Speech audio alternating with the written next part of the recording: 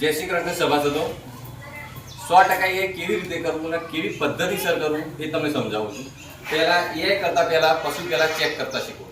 પહેલા ચેક કરો 100% એ હીટમાં છે કે નહીં, એ ચેક કરો.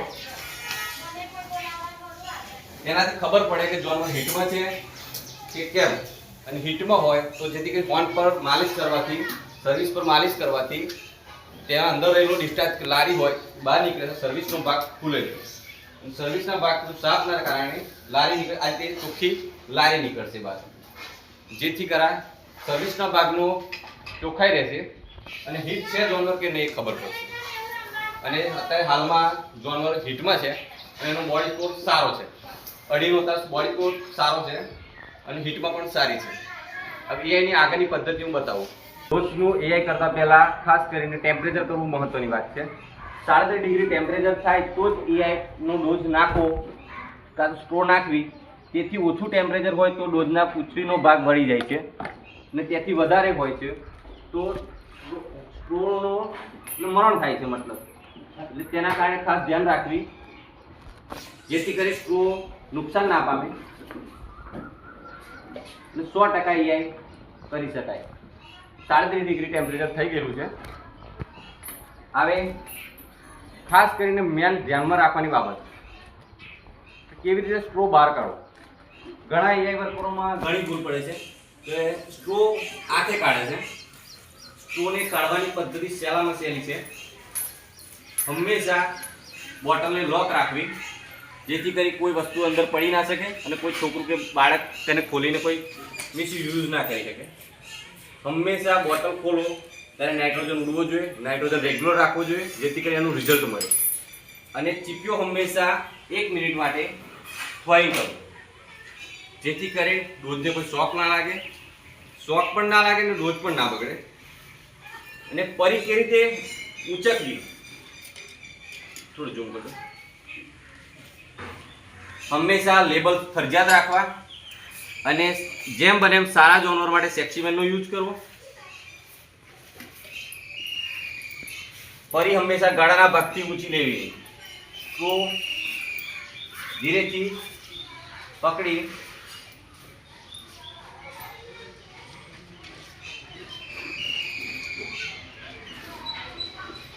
એક ઝાટકો આપવો.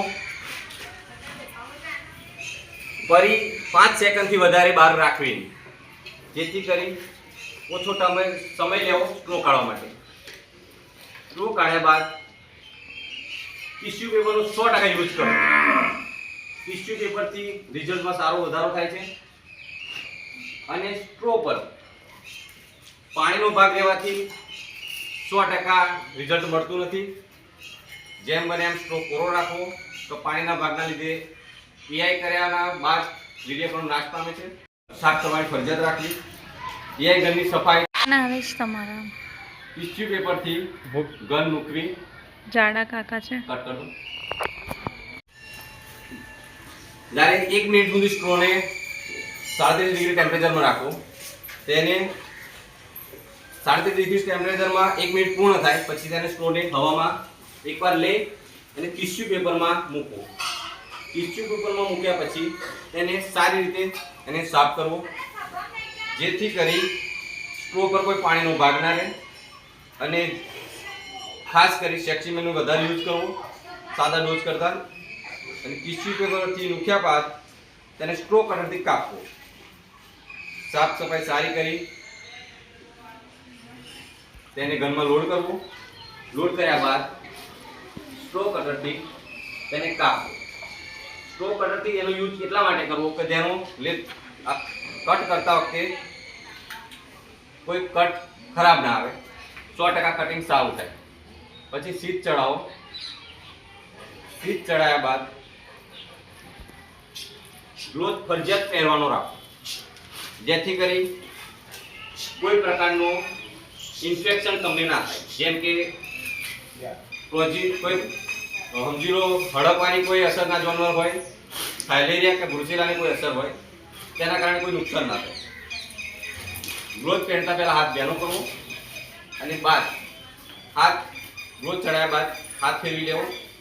કાં તો લુબ્રિકેન્ટ કાં તો સાબુનો યુઝ કરવો યુઝ કર્યા બાદ હાથ લસ કરી પછી એનો ઈઆઈ કરતા ખાસ ધ્યાન રાખવું, જાનવર ના ધમાલ કરે એનું ખાસ ધ્યાન રાખવું.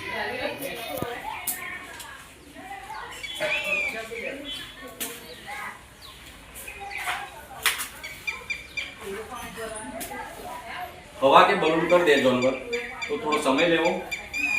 ઈઆઈ કરતા સર્વિસ જ્યાં સુધી ના પકડાય તેના હોર્ન ના પરફેક્ટ રીતે તમે જોઈ શકો ત્યાં સુધી ઈઆઈ નહીં કરો. સર્વિસ પકડ્યા બાદ ડિસ્ચાર્જ કર્યા પછી લારી મૂકી તમે જોઈ રહ્યો છો પરફેક્ટ લારી પણ કરે છે અને હીટ પણ પાવરફુલ છે. અને ઈઆઈ કરતા વખતે સીટ કાઢવી નહીં. જ્યારે ઈઆઈ કરવાની તૈયારી હોય ત્યારે સીટ પણ ઉપરનું કવર આ રીતે કાઢી લેવું જેથી કરીને ડોઝને કોઈ નુકસાન ના થાય. અને ઈઆઈ હંમેશા ગન નીચેથી ઉપરની તરફ લેવાની ઈઆઈ કરતા વખતે.